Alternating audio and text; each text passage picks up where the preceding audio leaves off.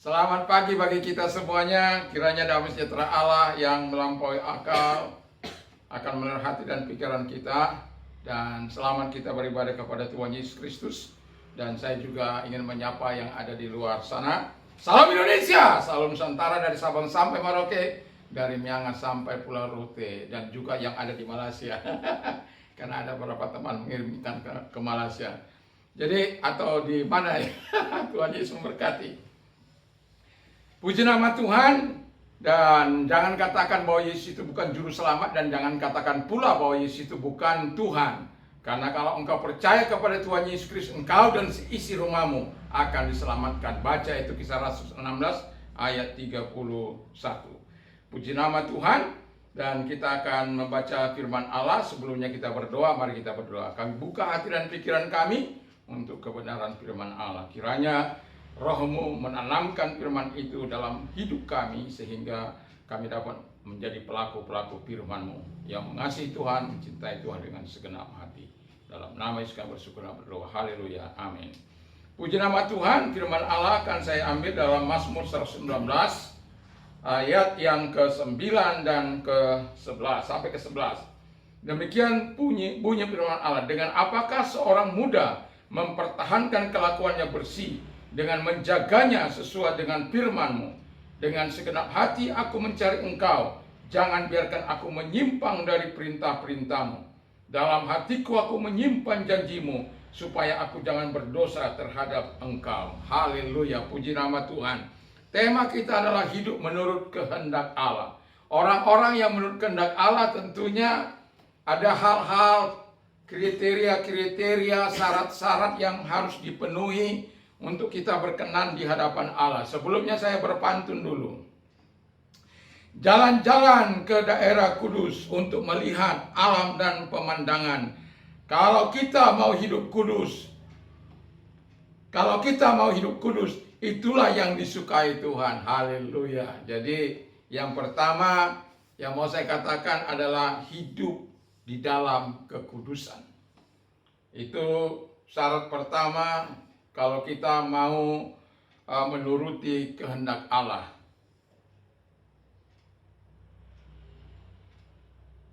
Atau berkenan kepada Tuhan. Nah, jadi orang yang menurut kehendak Allah, kata firman Allah, senantiasa menjaganya. Ada standar hidup, ya, menjaganya sesuai dengan firman Allah. Itu sebabnya sebagai orang percaya kita harus sering membaca firman Allah, karena fungsi daripada firman Allah itu menimbulkan iman, kata firman Allah dalam Roma 10 ayat 17, dan juga sekaligus dalam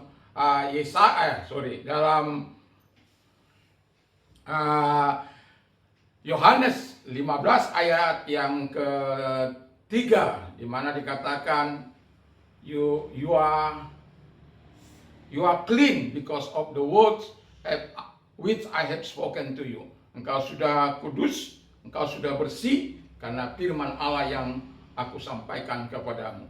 Jadi jelas bahwa firman itu memungsikan kita. Kalau kita gagal, yang paling senang, yang paling gembira, yang paling meloncat-loncat, yang paling bahagia, itu setan.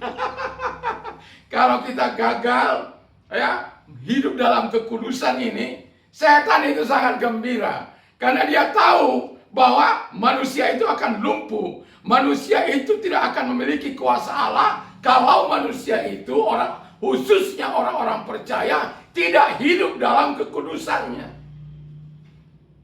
Dan itu sebabnya dia akan menyerang manusia itu dengan segala upaya, baik melalui siapapun.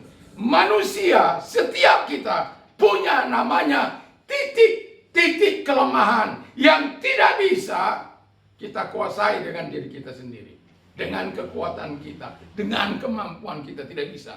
Ada kadangkala anak, ada kala kalau hamba Tuhan biasanya 3 tahta, wanita, terus harta, ya. Ada yang kuat di harta, tidak kuat di harta, tapi kuat di sisi yang lain. Ada nggak kuat di sisi-sisi yang lain, tapi kuat di tidak kuat. Kuat di sisi-sisi yang lain, tapi tidak kuat di masalah wanita.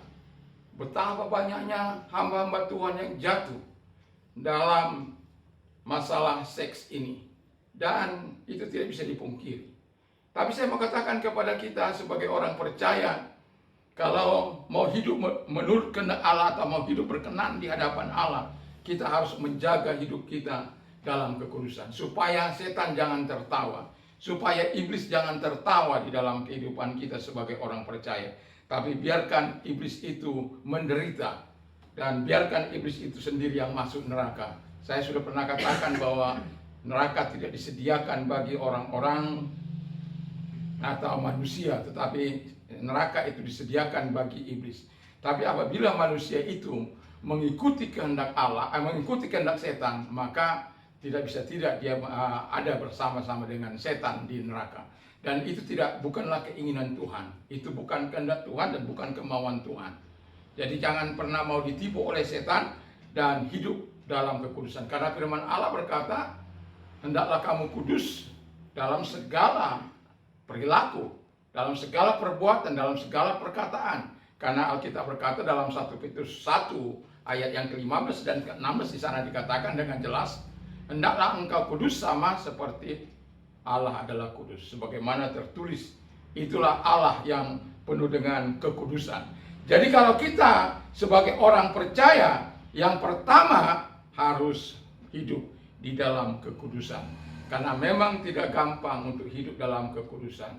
Kadang pikiran kita bisa membawa kita kepada keinginan-keinginan setan. Kadang pikiran kita bisa membawa hal-hal yang tidak berkenan, ide-ide yang tidak sehat. Lalu juga kemudian kadang hati kita mungkin merasa tersakiti, lalu benci, dendam, dan lain sebagainya. Jangan biarkan itu. Pakai perisai, pakai itu breastplate, berarti baju zirah, ya, baju zirah keadilan sebagai senjata untuk menutupi hati dari segala serangan dari panah api si jahat yang akan dimasukkan ke dalam hati kita. Kalau dia mau serang pikiran kita, pakai itu ketopong keselamatan. Allah sudah mempersenjatai kita. Kalau kita tidak mau memberitakan kasih karunia Tuhan, pakai kasut kerelaan untuk memberitakan Injil. Kalau kita diserang, pakai itu pedang roh, pakai itu perisai iman. Jadi kalau kita tidak kuat, ada ikat pinggang kebenaran. Jadi begitu luar biasa alam persenjatai kita supaya kita dapat bertahan dalam kekudusannya. Jadi yang kedua kata firman Allah, hidup bergantung sepenuhnya kepada Allah. Coba saya baca dalam bahasa Inggrisnya. I seek you with all my heart. Aku sudah mencari engkau dengan segenap hatiku. Do not let me stray from your command. Janganlah biarkan aku tersesat. Janganlah biarkan aku mengikuti jalan-jalan. Janganlah biarkan aku mengikuti jalan-jalan kegelapan. Mengikuti jalan-jalan setan. Mengikuti kehendak setan. Itu sebabnya saya mau katakan, saya simpulkan bahwa hidup bergantung sepenuhnya kepada Allah. Artinya bahwa dalam hidup ini ada hal-hal yang tidak bisa kita kuasai dengan kekuatan kita. Tapi apabila kita bergantung sepenuhnya kepada Tuhan, Tuhan yang akan memampukan kita. Paulus katakan justru dalam kelemahanku itu kekuatan Tuhan itu sempurna. Artinya karena Paulus itu menyerahkan sepenuhnya kepada Tuhan. Dia betul-betul bergantung sepenuhnya kepada Tuhan. Dalam usahanya, ada banyak orang usaha hidupnya betul-betul mau berkenan kepada Tuhan, tapi usahanya tidak berkenan kepada Tuhan. Sama saja bohong. Jadi misalnya di gereja dia suka memberi, tetapi di luar sana dia suka mencuri. Di dalam gereja dia haleluya, di luar sana dia haleluya. Di dalam gereja dia berapi-api, di luar sana dia berasa-asa. Rokok hantu. Ya, apapun kebergantungan kita kepada Tuhan karena ingin menyenangkan hati Tuhan. Kita ingin menurut kehendak Allah atau menuruti kemauan Tuhan dalam kehidupan kita.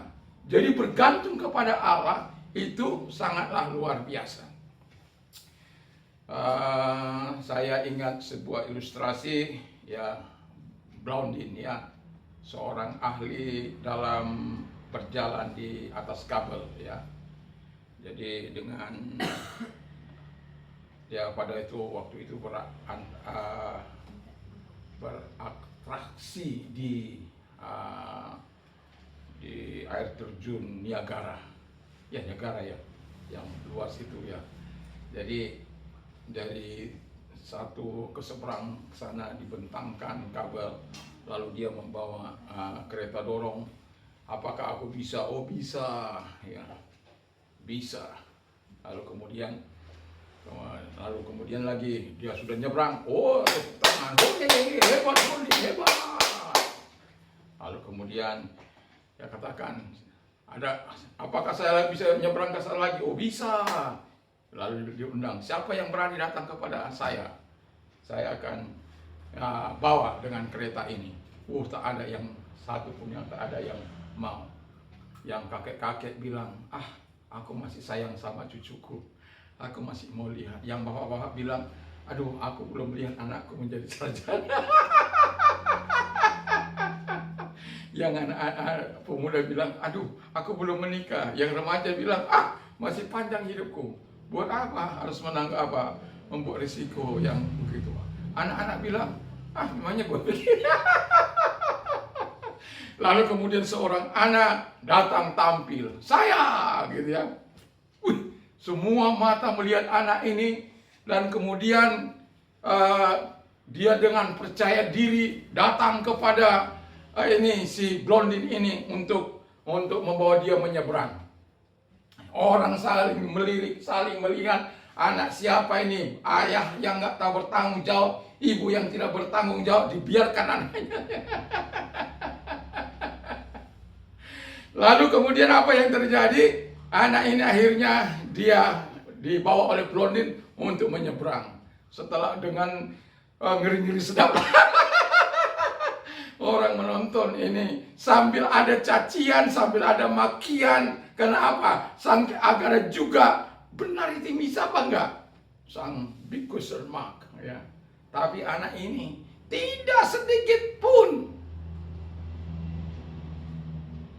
diraut wajahnya keraguan atau kebimbangan. Malah senang, malah menikmatinya dengan baik. Malah bisa tersenyum kepada penonton. Penonton begitu mengerikan. Atau sudah degdak, anak ini tenang di dalam keretanya. Lalu nyampelah.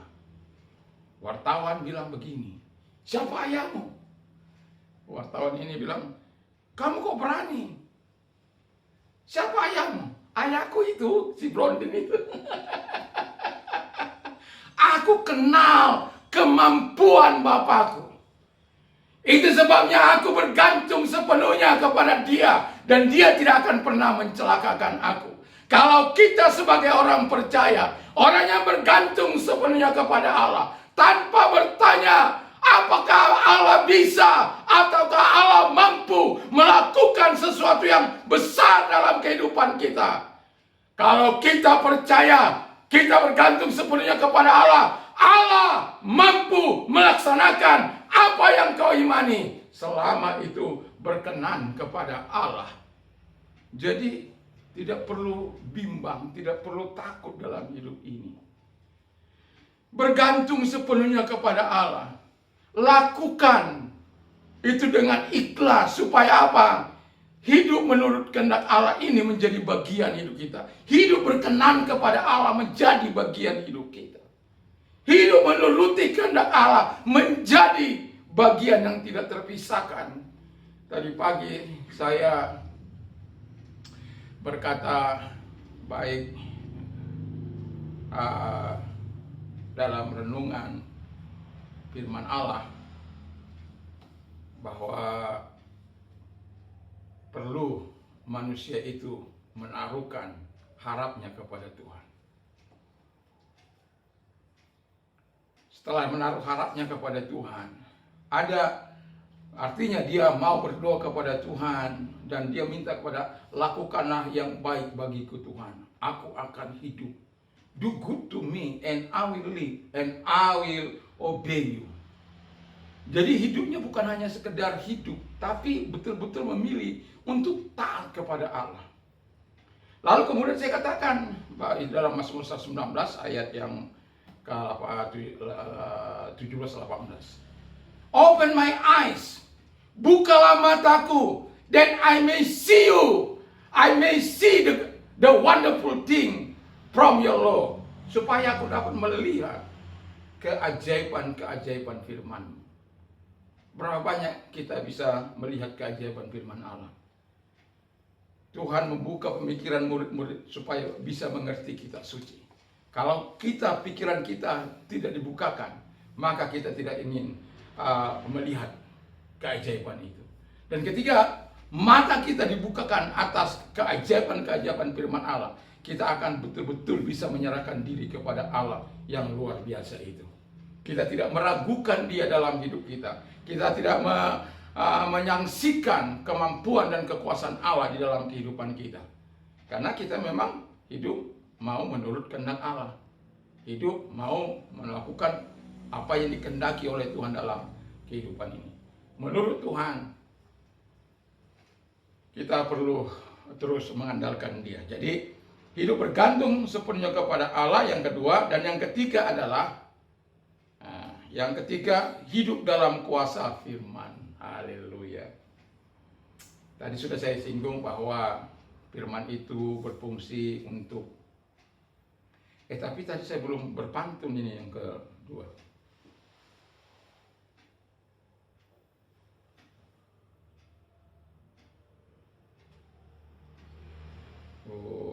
Saya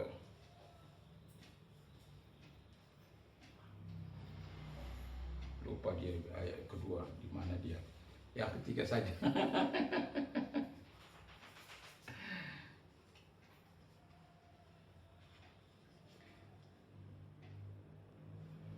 Demikian bunyi pantunnya. Banyak orang membaca buku untuk menambah pengetahuan. Kalau mau hidup baru, hiduplah dalam kuasa firman Tuhan. Jadi ketika kita mau hidup baru, hiduplah dalam kuasa firman Allah.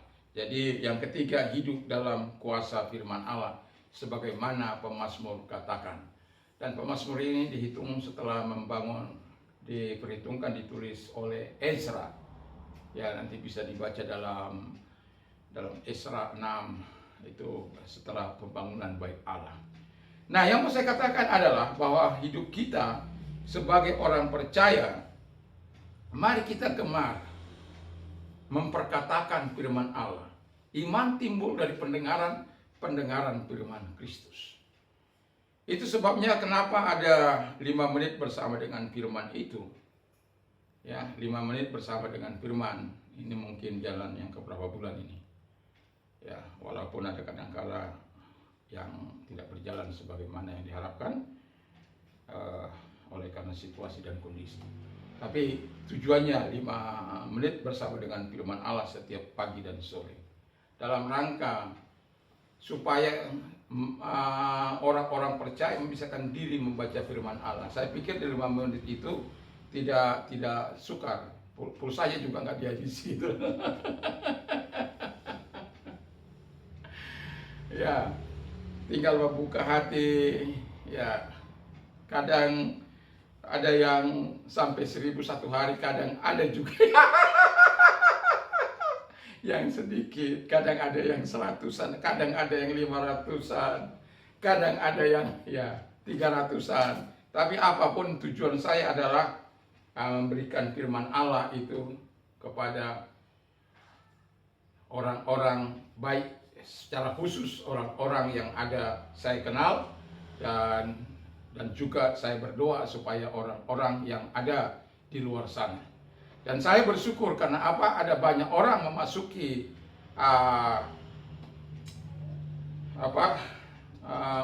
channel saya, dan saya bersyukur. Bahkan kalau ada argumentasi sampai itu panjang lah, ya.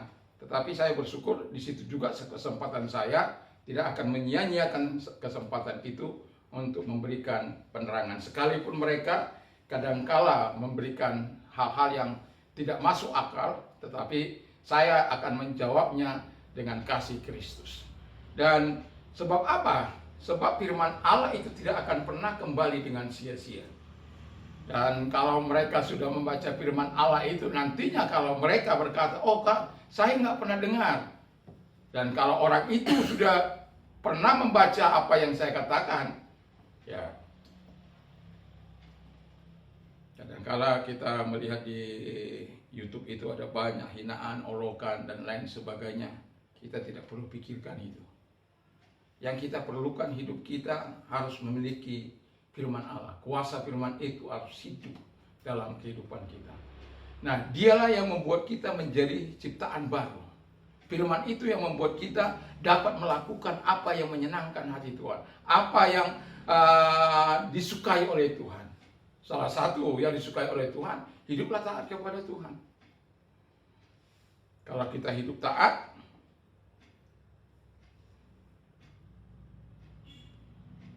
tadi pagi ya, the Lord is my portion ya. Ya, tadi pagi dalam 5 menit bersama dengan Tuhan, itu saya katakan bahwa Tuhan menjadi bagianku. Kalau Tuhan menjadi bagian kita, saya katakan bahwa kita akan mendapatkan the Lord is my portion, dan kemudian I have promised to obey you. Tuhan adalah bagianku, aku telah berjanji untuk taat kepadamu. Jadi untuk taat ini menjadi topik yang sangat di dalam Mazmur 119 ini. Menjadi hal yang menjadi tekanan, menjadi sorotan dari pemazmur. Jadi kalau apapun yang kita alami dalam hidup ini, kalau kita baca Mazmur 119 dari 1 sampai 176 itu, karena satu section itu 8 ayat, ada 22 sesuai dengan abjad Ibrani. Jadi manusia mengalami namanya masa-masa sulit. Kadang diolok, kadang dipersekusi. Tetapi pemazmur bilang, aku tetap taat kepadamu. Ketika orang memperolok-olok, aku tetap memikirkan firman-Mu supaya aku jangan berdosa. Jadi hal-hal yang sangat luar biasa dan perlu kita baca Mazmur 119 ini supaya itu membawa pemikiran baru dalam hidup kita. Mindset kita yang tadinya hanya mengejar harta dunia, ya boleh sih mengejar harta dunia, boleh. Tapi jangan lupa dong firman Allah, jangan lupa dong beribadah, jangan lupa dong membaca firman Allah siang dan malam. Kami keluarga mencoba untuk mendirikan misbah keluarga pagi maupun malam. Karena di masa-masa situasi yang tidak menyenangkan ini, ada banyak tantangan, ada banyak persoalan. Ketika saya mencoba, karena dalam firman Allah, dalam Matius 10 itu, bagaimana Tuhan sudah mengatakan firman Allah akan adanya ancaman-ancaman di dalam kehidupan manusia, yang betul-betul manusia itu harus hidup dalam kebenaran firman Allah. Karena akan ada kadangkala persekusi, akan ada kadangkala olok-olok ridikuler publik, dan akan ada kadang-kadang bahkan yang menganiaya, yang memperolok kita, orang-orang yang dekat dengan kita. Tetapi saya mau katakan, ketika saya sampaikan itu, ada orang-orang dari luar sana yang menyatakan itu ajaran gila. Justru saya katakan, itulah Yesus itu.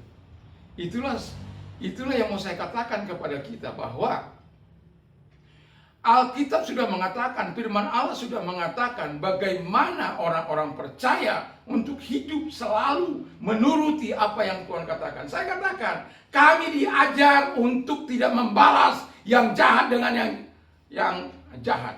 Tapi kalahkan kejahatan dengan kebaikan. Kami diajar untuk berdoa bagi orang-orang yang menganiaya kami. Kami diajar untuk itu dan lain sebagainya. Ya.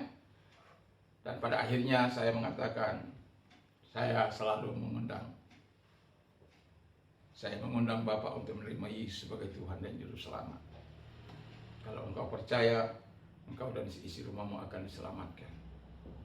Itu ayat yang sering saya katakan kepada mereka, karena memang itu janji firman Allah.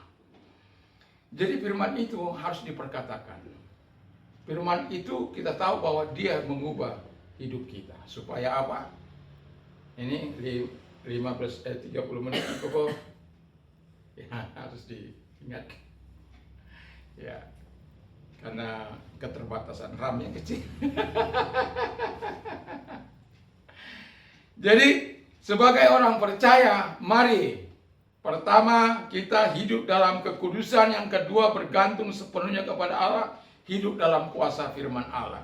Nah, kalau kita hidup dalam kuasa firman Allah, dan firman itu juga akan bermanifestasi dari diri kita.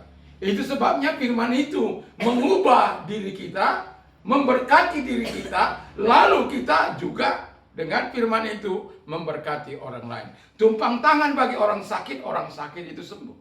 Itu sebabnya saya percaya sekali kepada firman Allah, percaya sekali kepada mujizat. Satu kali saya mengalami masalah yang bertubi-tubi. Belum selesai masalah ini, datang masalah itu. Belum masalah ini, datang masalah itu. Saya bilang begitu sama Tuhan, tambah saja masalah itu Tuhan. Tambah, suka-suka mula Tuhan. Suka-suka mula Tuhan. Ya. Jadi suka-suka mau bikin, tambah silakan. Tapi saya tetap percaya, tiba saatnya engkau akan melakukan mujizat itu. Engkau akan melakukan pertolongan. Boleh kau tambah. Karena saya percaya, nggak akan ada mujizat kalau nggak ada bahannya sama Tuhan. Dan puji Tuhan, tepat pada waktunya Tuhan menolong. Tuhan melakukan. Apa yang tidak mungkin, dimungkinkan oleh Tuhan. Ada cara-cara Tuhan yang tidak masuk di akal kita, tapi Tuhan bisa lakukan. Yang tidak terpikirkan oleh kita, tapi Tuhan mampu lakukan. Itu sebabnya miliki kuasa firman Allah yang mengubah hidupmu, dan supaya itu juga bisa menolong orang lain. Itu sebabnya saya katakan kepada sahabat-sahabat saya percaya sekali pada kuasa firman, percaya sekali pada mujizat, dan saya katakan tidak akan pernah ada mujizat tanpa ada bahan. Jadi kalau ada bahan, itu kesempatan Tuhan melakukan mujizat bagi kita. Tapi hiduplah menurut kehendak Allah, supaya kita bisa menikmatinya, menikmati mujizat itu. Siapa yang tahu hati kita? Siapa yang tahu pikiran kita? Siapa yang tahu bagaimana kita menjaga hidup ini? Mungkin kita katakan di tempat-tempat tersembunyi kita, nggak ada yang tahu. Ingat, the eyes of the Lord are in every place, beholding the wicked and the good. Mata Tuhan ada di segala tempat untuk melihat orang berbuat baik dan berbuat jahat. Jadi jangan pernah bersandiwara di hadapan Allah. Hidup sesuai dengan firman Allah. Jadi kalau kita hidup dalam kekudusan yang diharapkan oleh Tuhan, hidup kita bergantung sepenuhnya kepada Tuhan dan hidup dalam kuasa firman Allah, jangan pernah takut menghadapi hidup ini. Selalu ada jalan keluar. Saya sudah pernah saksikan bagaimana Tuhan melakukan hal-hal yang baik, hal-hal yang luar biasa, pernah ditipu, tetapi Tuhan menolong. Dan banyak hal yang Tuhan lakukan menolong orang-orang yang percaya. Tapi saya katakan kepada kita, hidup menurut kehendak Allah itu menjadi kunci untuk kita bisa menerima segala kebaikan Tuhan dalam hidup kita. Hidup menurut kehendak Allah adalah kunci menerima segala kebaikan, kemurahan dan pertolongan Tuhan dalam hidup kita. Jangan mengikuti keinginan setan. Jangan buat setan tertawa-tawa senang. Jangan. Bikin dia menangis, bikin dia menderita. Dengan jalan bagaimana? Menuruti firman Allah. Kalau kita menuruti kehendak Allah dalam hidup ini, saya yakin dan percaya, memang dia akan berupaya. Titik-titik lemah kita, saya katakan tadi, ada titik-titik lemah kita yang bisa disambarnya. Nah, kalau kita nggak waspada, wah, bahaya.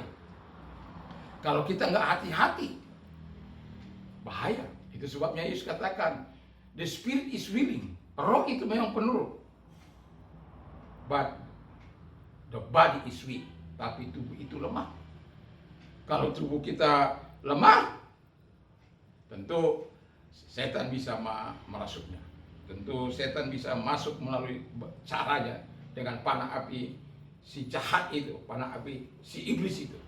Tapi saya mau katakan, kalau kita selalu hidup bersama dengan Tuhan, sadar atau tidak sadar, Tuhan akan senantiasa mau menjagai kita, memberikan yang terbaik bagi kita. Tapi mari tanamkan untuk hidup menurut kehendak Allah, untuk hidup menurut keinginan Allah di dalam kehidupan kita. Diberkatilah kita yang percaya kepada Tuhan dan yang melakukan apa yang diminta oleh Tuhan, syarat-syarat yang diminta oleh Tuhan, sehingga kita menikmati segala kebaikan Tuhan. Tuhan Yesus memberkati. Mari kita berdoa. Kami bersyukur kami sudah melakukan perjamuan kudus, dan kiranya Tuhan membawa pembaruan bagi kami, baik rohani kami di dalam nama Tuhan Yesus, maupun jasmani kami diberkati oleh Tuhan untuk tetap sehat kuat dalam melaksanakan tugas-tugas kami. Dan terima kasih juga buat firman Allah yang sudah kami dengar, dan biarkan itu menolong kami untuk terus mengasihi Tuhan, hidup menuruti apa yang Kau kehendaki dalam kehidupan ini, sehingga Tuhan, syarat-syarat yang Kau inginkan kami lakukan, kami mau lakukan, supaya kami betul-betul bergantung, hidup dalam kekudusan dan hidup dalam kuasa firman-Mu. Karena kami tidak akan pernah rugi ketika kami hidup seturut dengan kehendak Bapa di surga. Malah justru kami akan terus mendapatkan pertolongan, pembelaan saat kami membutuhkan. Tuhan akan menyatakan apa yang kami butuhkan dalam kehidupan ini. Terima kasih Bapa di surga, dan pada pagi ini juga kami berdoa bagi pemerintah kami, kiranya diberkati pemerintahan kami, Bapak Presiden kami, Pak Presiden Jokowi dan Prof. Amin sebagai wakil, kami serahkan dalam tangan Tuhan. Para menteri diberkati Tuhan, tolong. Dan pileg yang akan berlangsung pada tanggal 14 Februari 2024 kami serahkan semua ke dalam tangan Tuhan, sehingga demokrasi kami adalah demokrasi yang utuh Bapa di surga, demokrasi yang penuh cinta kasih, demokrasi yang penuh damai, dilakukan dari black campaign, fitnah dan lain sebagainya. Di dalam nama Tuhan Yesus Kristus kami mohon, sehingga iblis tidak mengambil tempat untuk mengacaukan bangsa kami, karena ini adalah pesta 5 tahunan. Dan kami menyerahkan semuanya dalam tangan Tuhan. Aparat diberkati, baik itu kepolisian, baik ABRI diberkati oleh Tuhan. Semua stakeholder bangsa ini diberkati oleh Tuhan, maupun dalam pemilihan nanti kepala daerah ataupun presiden, maupun ini Tuhan Yesus legislatif. Kami doakan semua berjalan dengan baik. Kami berharap seluruh anak bangsa Indonesia yang terlibat di dalamnya mempunyai ikhtiar dalam hati, supaya memilih orang-orang yang takut akan Tuhan, memilih orang-orang yang amanah, yang betul-betul melaksanakan tugas-tugas untuk memperjuangkan kepentingan rakyat, bukan kepentingan dirinya sendiri, golongannya ataupun keluarganya, tapi sungguh-sungguh Tuhan demi kepentingan rakyat. Kami berdoa kiranya Tuhan membawa pembaharuan di bangsa ini, sehingga bangsa kami adalah bangsa yang cinta satu dengan yang lain. Sebagai anak bangsa, kami tinggal mengisi kemerdekaan ini dengan hal-hal yang berguna, bukan dengan saling sikut menyikut, sindir menyindir, sakit menyakiti, larang melarang dan lain sebagainya. Bukan Bapa di surga, tapi sungguh-sungguh kami dapat melakukan toleransi, hidup saling memperhatikan satu dengan yang lain, sehingga kami dapat melayani satu dengan yang lain, dapat peduli satu dengan yang lain, dapat mengasihi satu dengan yang lain. Di dalam nama Tuhan Yesus Kristus, terpujilah Engkau. Dan kami juga berdoa bagi gereja Tuhan, diberkati gereja Tuhan, ditolong gereja Tuhan. Orang-orang yang mau menerima Yesus, kalau engkau orangnya, angkat tanganmu dan ikuti doa saya. Tuhan Yesus, saya orang berdosa, saya sadar saya orang berdosa, tetapi saya butuh Tuhan. Saya mengakui segala dosa dan kelemahan dan kejahatan yang pernah aku lakukan. Ampunilah dosa-dosa yang pernah aku lakukan, sucikan hamba-Mu dengan kuasa darah-Mu. Terima kasih Engkau mengambil tempat di hati ini, dan biarkan kami menikmati segala kebaikan. Di dalam nama Tuhan Yesus kami bersyukur dan berdoa. Kalau Anda ada yang sakit, taruh di tempat yang sakit, yakin dan percaya bahwa Allah ahli dalam membuat mujizat. Ketika engkau bergantung sepenuhnya menuruti kehendak Allah, Allah akan melakukan jauh lebih besar daripada apa yang kau pikirkan. Mari taruhkan di tempat yang sakit, mari kita berdoa. Karena Tuhan tidak mengenal jarak, ruang maupun waktu. Di mana engkau berdoa dengan sungguh-sungguh, Tuhan mampu menjawab. Dalam nama Tuhan Yesus, engkau melihat mereka-mereka yang menaruh tangan mereka di tempat yang sakit. Tuhan, tumpangkan tangan atas mereka dalam nama Tuhan Yesus Kristus. Engkau menghardik segala sakit penyakit mereka dalam nama Tuhan Yesus. Melenyapkan segala sakit penyakit dalam nama Tuhan. Apapun segala sakit penyakit mereka, apapun yang mengikat mereka, di dalam nama Tuhan Yesus Kristus, Kau lepaskan mereka, memberikan kemuliaan kepadamu Tuhan. Terima kasih. Yang cancer disembuhkan, yang buta melihat, yang tuli mendengar, yang bisu berkata-kata, yang lumpuh berjalan, lepra tahir, kanker sembuh di dalam nama Tuhan Yesus Kristus. Terima kasih, kami bersyukur, kami berterima kasih. Dan apabila Anda mau mengalami terobosan rohani seperti yang dialami oleh Paulus, mari angkat tanganmu dan serahkan diri kepada Tuhan.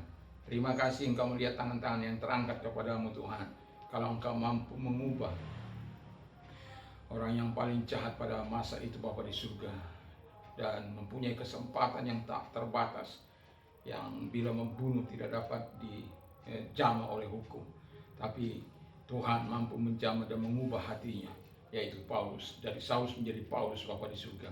Dan kami berdoa, orang-orang yang mengangkat tangan, Tuhan mengetahui hidup mereka, transformasikan hidup mereka menjadi baru dalam Engkau, menjadi ciptaan baru dalam Engkau.